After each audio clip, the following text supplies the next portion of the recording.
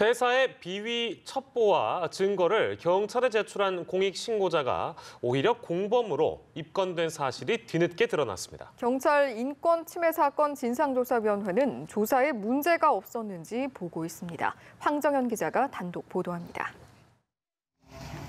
유해 성분이 많아 아파트에서 사용이 금지된 해상용 면세유를 불법 유통한 업체를 경찰에 고발한 신인술 씨.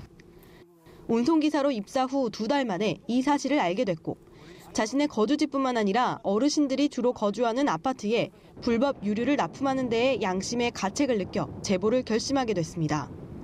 경찰은 수사 착수 반년 만인 2017년 2월 브리핑을 열고 250억 원대 불법 유류를 유통한 혐의로 회사 대표 등 2명을 구속하고 아파트 관계자 등을 불구속했다고 발표했습니다.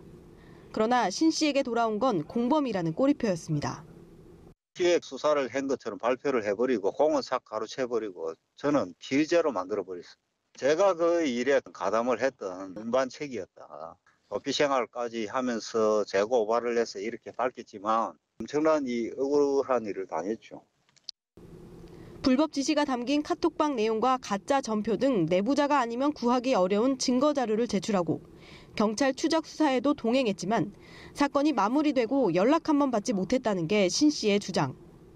공익신고자에 대해서는 범죄 행위가 있다 하더라도 책임을 면제하거나 강경할 수 있다고 되어 있고 특히 이 사건의 경우에는 근무기간이 너무 짧고 그리고 특히 범죄 행위를 알자마자 바로 신고를 했기 때문에 피의자를 입건하는 것은 굉장히 이례적이다.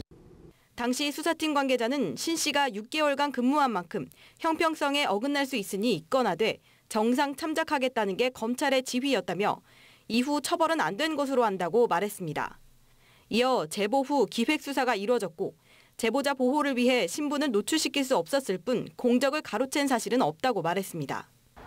경찰청 인권침해 사건 진상조사위원회는 경찰의 수사 과정에서 문제의 소지는 없었는지 들여다보고 있습니다.